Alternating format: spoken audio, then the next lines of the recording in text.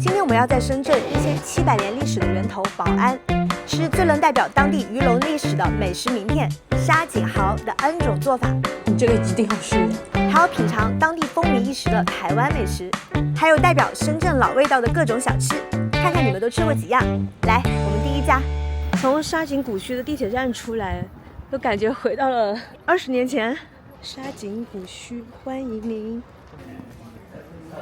哎，怎么还没开门？是不开了吗？这里有个公司。哎，小哥，我们现在沙锦这边还有蚝厂吗？没有了。哦，沙锦的蚝都做成这样罐头了，35块钱一盒。蚝油，这是120的，我们要一个这种加长版的25的。好，给了啊。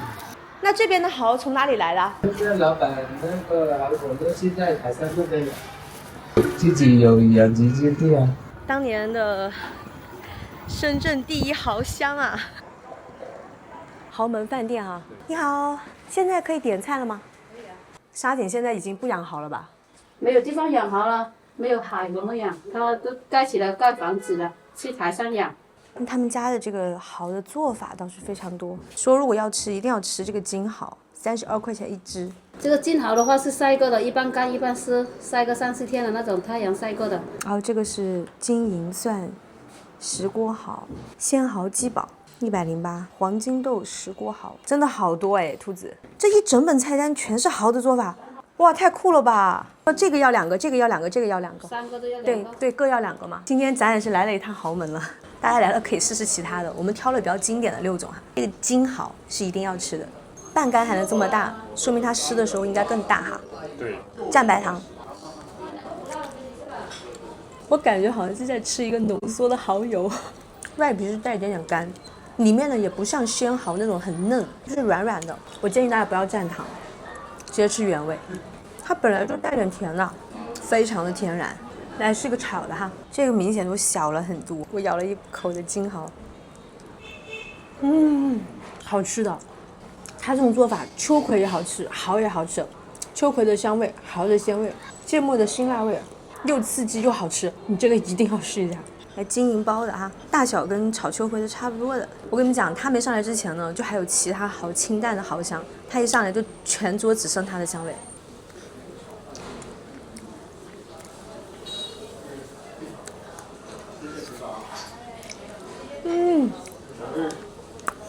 哇，好香啊！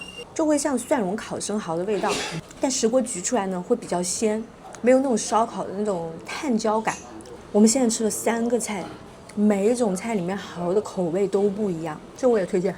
目前没有踩雷，来个蚝王，和脸比一下大小，给你看一下跟一般蚝的区别。这个价格跟刚那个金蚝是一样的，32一只。它的盐味其实给的很少，这个大蚝就是典型鲜蚝的那种口感。但其实说实话哈，那它跟金蚝比呢，没有金蚝的那种紧致感，它跟这种小蚝比呢，又没有那么 Q 弹，这可能就属于那种囊囊肉的感觉，不是阿喵这种紧致的肥肉。让我选的话，我会选金蚝跟蚝包，来个芝士的。哦，这是它的大小，这味道也很特别。其实芝士跟蚝是分开的。还是可以吃到蚝肉的嫩和鲜，完了末尾还能吃到芝士软软的、香香的。偶尔吃一个可以。最后还剩一个酥炸蚝是要配生菜，还有这个应该是千岛酱吧。我觉得这个就是有点太大了，我这咬不动啊。就这个吃法的话，如果你不是特别喜欢那种油炸的，我觉得不要这样点了，其实会有点糟蹋蚝肉。我到现在都没有吃出蚝肉是什么味道。兔子一起吃吧。好嘞。胖。以阿喵和兔子的口味，我们觉得金蚝、蚝包、秋葵炒蚝是一定要点的。买单，410块，2个人是6道菜全蚝宴。这就是金蚝，这个买回去是可以放多久？急冻要放1、2个月没问题的。12头，350。这个真的很好吃。这个蚝干是怎么卖啊？1180呢。这个还要大哦。48这了。48，差不多50。清蒸煲汤，谢谢你哈，小姐姐。好吃的，拜拜。豪门饭店。我们再去尝试一个宝安的老味道。这个路都比较窄了。这个金银趴提纯应该是属于这边变成工业区之后配套的一个产业。这边跟深圳城中村的一个区别，就是感觉年轻人比较少。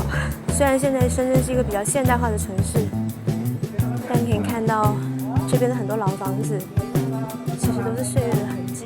像这些地方没有游客进来，基本上这个社区它就停止了发展了。当年应该宝安区的孩子就在这里读书吧，斑驳了。这里有写是清代的一个建筑，被岁月遗忘之地，很恬静。这居然还有蚝香吃，哎，我想看一眼。看这舞狮的道具这么多，都能想象一下当年在这个地方热热闹闹的。Hello， 我想问一下，你们这个舞狮队一般是什么时候有表演啊？过年，一群年轻人建立的、自建的，然后来玩的这个，我们都在读书。高中生啊？对。哇塞，给弟弟点赞！在蚝香沙井看到了一堆卖正宗湛江蚝的小车车，就是这边比较火的一个店哈。拿这个来点啊！我刚才在搜他们家的团购券，结果人家不但没有团购券，还有代购，就是那种你花钱请别人帮你买的。其实它的价位也还好啦。本地的传统的，基本上就是这附近这芙蓉啊、松岗啊、东明啊这几个地方的沙子。还有哈，花生、糖布甩，这个我一看就觉得好好吃。是甜中带一点点微咸，软软糯糯的，哇，有点像汤圆，但是又比汤圆有嚼劲。蘸点料，喜欢花生香的朋友，蘸一口它的干料，太幸福了。这么大一份8块钱。据说以前在沙井、东莞啊这个区域，如果有后生仔上门跟女方提亲呢，女方家里给你做的是糖布骰，那说明你们俩的缘分啊，甩都甩不掉了。如果给你煮的是打散鸡蛋的腐猪糖水啊，那就缘分还没到。再尝一个榴莲布丁，好香啊！它真的有放榴莲肉进来哎，它放了这么大一块榴莲肉才9块钱吗？好吃，好吃。我本来以为它榴莲布丁是调的榴莲的味道，人家是真材实料给一坨榴莲。它这里还有一大坨榴莲，榴莲爱好者必点这一款。再尝个热卤。哎，其实我个人对这个鸡翅尖是有点意见的，就觉得它没什么肉啊。耐不住这是他们家必点的 Top One， 来都来了，我们要试一下哈。我被打脸了，巨好吃！它已经卤到整个鸡翅尖脱骨了，呲溜一下给你吸下来了。虽然形容起来就是有点香、有点辣，然后有点咸，带点点微甜，可是真的好好吃，拼在一起。建议全世界的鸡翅尖就按这个规格来做。米糕店，老板，米糕是咋卖5块钱8个。这里是几种口味啊1、2、3有4种。每个口味各要2个。支付宝到账，谢谢哈。我感觉它平时不止这4种口味，这个是紫薯哈，一点点淡紫色。就是非常纯天然那种感觉，带一点点微酸，它应该是有发酵的。对，用酒酿来发酵的。这是南瓜的，口感口味都差不多，确实好吃，朋友们，5块钱8个。提子啊，有那个2级点心师的进酒店，在宾馆都做过。好厉害哦！现在年纪大了，不要那么操心了，自己弄一点了。谢谢你，肖师傅哈，不用。生意兴隆哈，拜拜。谢谢。为什么在来吃这个米糕呢？因为中国从周朝的时候，稻米就是我们的主食了。那个时候呢，其实大家就开始用蒸啊、碾啊、用臼啊这种方式做出米糕来，然后用来祭祀。到唐宋的时候，我们的制糖技术就开始成熟了。这时候的米糕呢，就开始加入了桂花呀，加入了糖，加入了枣等等等等。这也就是我们现在吃米糕的一个雏形。哦，还挺大的店。广东还有腌水果。小姐姐，这个是广东的腌水果吧？对，属于广东的，对，大部分都是腌过的，就西瓜、火龙果，然后橙子是原味的，这里都15一斤。看看这一大柜子的酸呀，太震撼了！这是广东哪里的口味啊？属于潮汕的，但是我们大部分广东的都会买。比较推荐的菠萝，还有黄芒果。这是雪梨，还有这个柿子也好吃。柿子，对，猕猴桃。李子甜吗？李子这个品种它就是纯甜的，油柑的话都话梅的好吃一点，因为有。好，谢谢，帮我称。这里做了多久了？从摆地摊到开店应该做了有20多年了。这话梅啊，这个我们也自己磨，是陈皮。陈皮的辣椒，还碰一碰。解锁手机。看一下，我们15块钱都买了一点。它这个整体感觉就是很清新哈。对。来吃一个他们最有特色的这个潮汕山楂。我其实第一次看到这个颜色的山楂。给我。怎么了？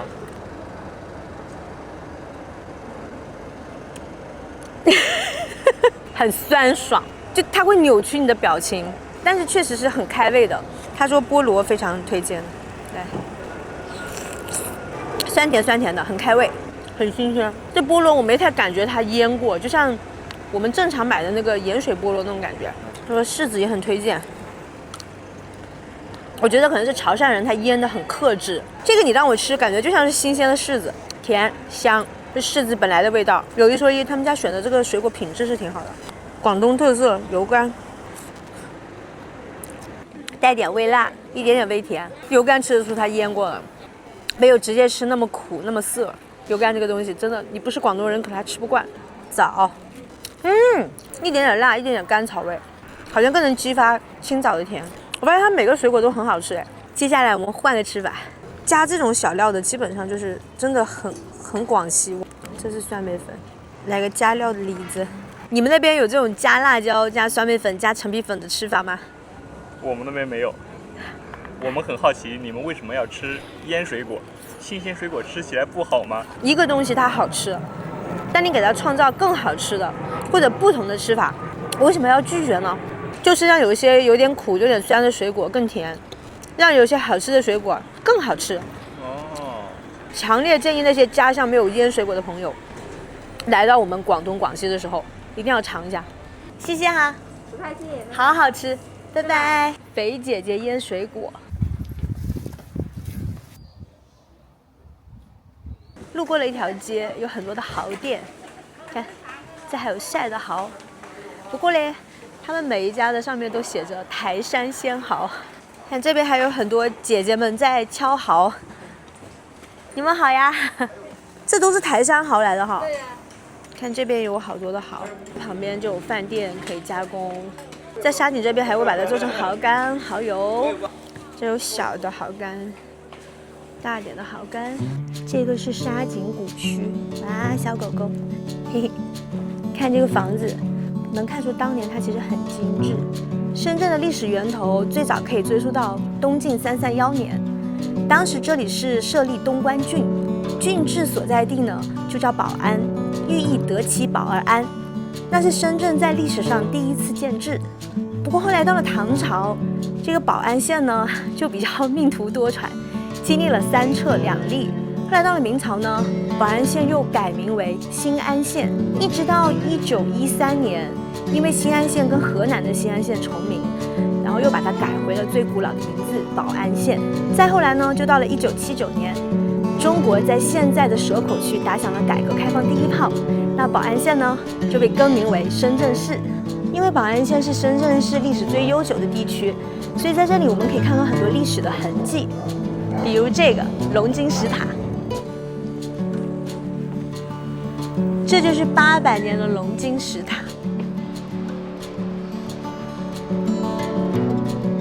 咱们今天来到的是宝安的沙井区，这里也是千年蚝乡，从宋朝开始就有很多渔民在这里养蚝。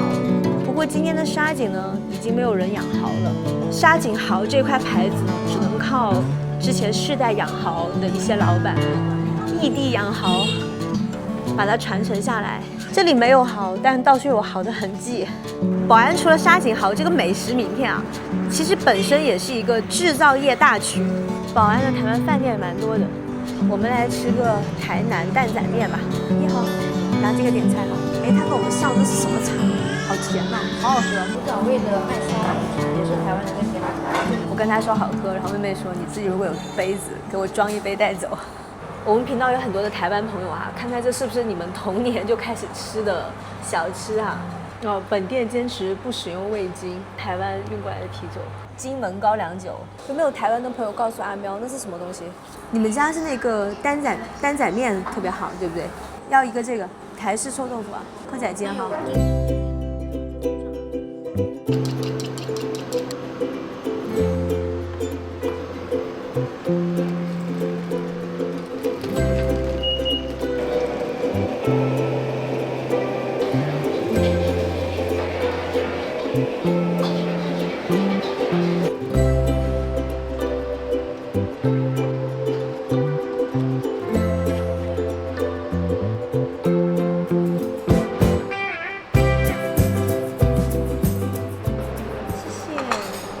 我们先来一下这个，可能是福建沿海台湾小朋友童年的噩梦。大肠蚵仔面线，卤大肠，小小的牡蛎哈。你就不要说小朋友，我都觉得这个面线怎么好像很多。浅尝一尝，来，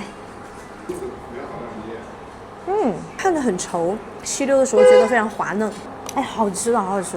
这个面线是一大锅煮好的，但是它好像也没有糊掉哈。妹妹，你们这里面是放了柴鱼丝是不是？因为很香那个柴鱼。来尝一个大肠，哎，你别说，它这个大肠卤的相当可以，保留了一点大肠的酱气味，但是没有腥味。来个蚵仔，虽然小只，非常的嫩，还放了那个炸蒜末，很香。而且我们查了台湾这边面线糊的故事呢，没有我们大陆版本的乾隆下江南了。那台湾的面线糊呢，主要就是当时台湾的农妇为了方便给在田间耕作的丈夫送饭，就这样煮成一大锅的面线羹，再加上呢当地比较常见的蚵仔，这面线糊就这样由智慧的农妇给发明啦。再尝尝台湾的蚵仔煎，这个有故事。这上面是台湾老板特调的酱，里面有鸡蛋，还有青菜啊，那个酱好好吃哦，咸中带点微甜，非常浓郁的香味，风味就在这个酱里。番薯粉比较软弹，青菜和豆芽增加了一种爽脆的口感。不知道台湾本地的蚵仔煎是不是这样子哈？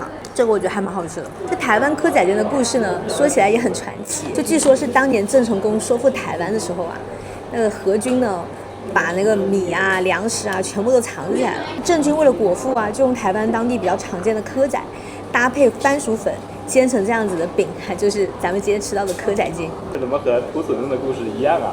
可能是同一个作者写的吧。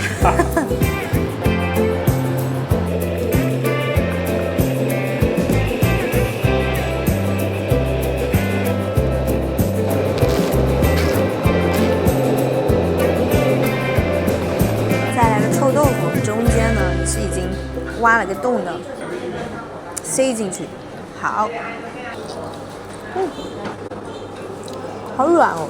闻着不臭，吃起来会觉得有点臭，它这个味道很温和啊。如果吃习惯了湖南臭豆腐的话，你会觉得这个味道太浅了，它这个要多蘸点酱好吃。